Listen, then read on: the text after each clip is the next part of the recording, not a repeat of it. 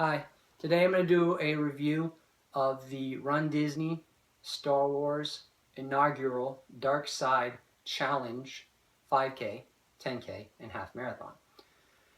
The day started, or the weekend started for us on a Thursday for packet pickup. And if you haven't done a Run Disney packet pickup before, it could take you all day. For marathon weekend in January, the packet pickup started at 10 a.m. and we didn't read the brochure thoroughly enough, I guess. But for Thursday and Friday for Dark Side, it opened at 9 a.m. and Saturday opened at 10 a.m. We arrived a little bit early, we thought, about 9:30. There was no line for packet pickup, so we said that we were going to go to the merchandise tent first. For marathon weekend, they did a pre-release picture anyway of all the merchandise that you could get. But when you actually arrived at the expo, they had quite a few other items that weren't in the initial picture.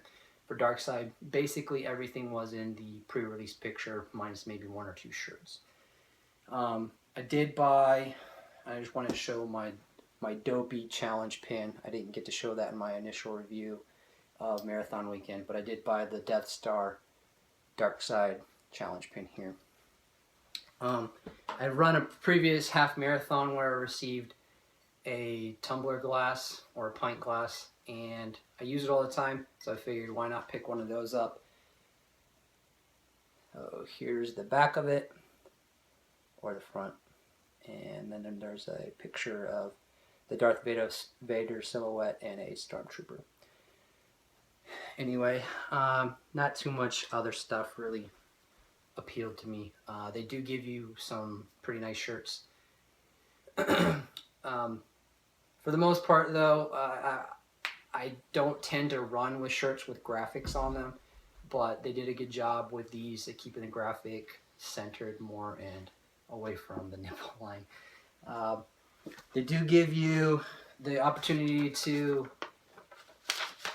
personalize your bibs. So this is the 5K bib. And something I kind of wish they would maybe steer away from is doing a challenge bib. I know a lot of races do this. I don't know if it saves money for them, but with the challenge bib, especially in the type of heat and humidity that we're in Florida, these things don't tend to hold up too much, especially for marathon weekend when you have to wear one for, 38 miles, 39 miles for the half and full. So yeah, so this one didn't do too bad though. I figured out a way on my SPI belt to kind of leave a little bit of slack so it's not too taut. 5K day started, basically every day started 2:45 a.m. And if you haven't gotten up that early for a race and you're planning on doing a Run Disney race, I'd suggest trying to maybe play one out, kind of feel it out and see if that's something that you'd like to do. It's not hard necessarily running at 6 a.m., but it's kind of hard getting up at 2:45, catching a bus, waiting in a corral. It was warm for Dark Side, but marathon weekend it's not warm, and shivering a little bit, not having a chance to warm up properly, getting the proper nutrition, and then going full force into a 5K, 10K, or half marathon, or in the case of marathon weekend, a full marathon. I ran the 5K with my wife. We ran 4-1 intervals, so run for 4 minutes, walk for 1 minute. This took place through Epcot, and we finished in a time of 37 minutes. Generally speaking, on my own, I could run that significantly faster, but I do enjoy running with my wife. She had a lot better time this time. It seems like every Run Disney race, for her, it rains. She ran Wine and Dine in 2014 with a significant amount of rain. She ran the Walt Disney World 2016 10K, good bit of rain. So anyway, here is the Star Wars 5K medal. They do give these rubberized medals for the 5K. They're kind of fun, I guess, but nothing too fancy.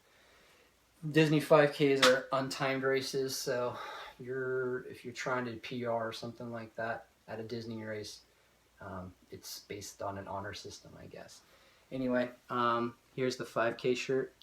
This time I went ahead and ordered a size up because this is a cotton shirt and my 5K shirt from Marathon Weekend shrunk.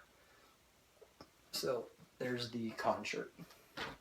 The next day was the 10K, and I did the next two races on my own. The challenge was actually the 10K and the half marathon, not including the 5K. So I did the 10K by myself. Haven't been really training for speed at all in the last 7 months. Just trying to focus on getting my mileage in, running as far as I can, and trying to recover. I've had a couple nagging injuries, but nothing too significant that would keep me away from running, just something that slows me down a little bit. I did finish the 10K in 48 minutes, 21 seconds, and here's the 10K medal. It is a TIE Fighter, so probably one of the cooler medals, and the 10K shirt with one of the TIE Fighter pilots on it. So some kind of fun colors there for you. All right. I did struggle through the 10K a little bit with a little bit of hydration. It was very, very warm and humid. But the half marathon day wasn't that warm, but still very humid.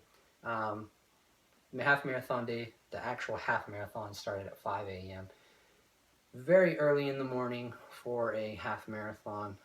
If you haven't practiced waking up at 2:30, 2:45, and then waiting that long to do something of that distance, 21K, it would be something I would suggest trying anyway, maybe on one of your weekends.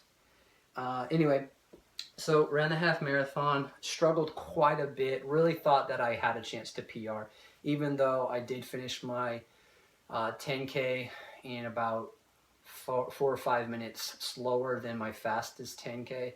I did really feel like that I could PR for the half marathon, which would put me at about 136, 137.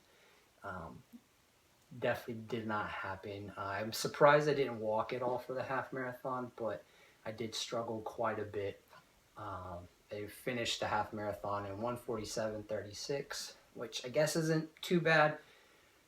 Considering, again, I haven't run a half marathon since January, and before that I hadn't run a half marathon in probably almost a year. Anyway, here is the medal for the half marathon. It's kind of cool. It's a spinner medal, so we got Darth Sidious here on the back and Darth Vader here on the front. A lot of people like the Darth Vader logo a little bit better, but anyway. Pretty cool medal there. Now for finishing the half marathon and the 10K, you did receive the challenge medal. And it has the Death Star on there. I don't know if you didn't tell someone what it was, if they could figure out that was the Death Star.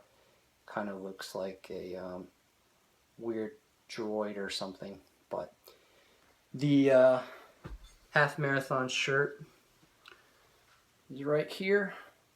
And I'm wearing the challenge shirt, so you are able to tell that that's the Death Star there. A lot better job with the highlights and the shadowing. Anyway, I don't know if we're going to be doing a Run Disney race for a while. We do have a cruise planned in January, and we'll be doing the Castaway Cay 5K there, but that's a free race. Run Disney is increasing their prices. I think it went up about $50 to $100 for the Dopey Challenge. I can't say offhand for 2017, but we're going to be holding off on that for a little while.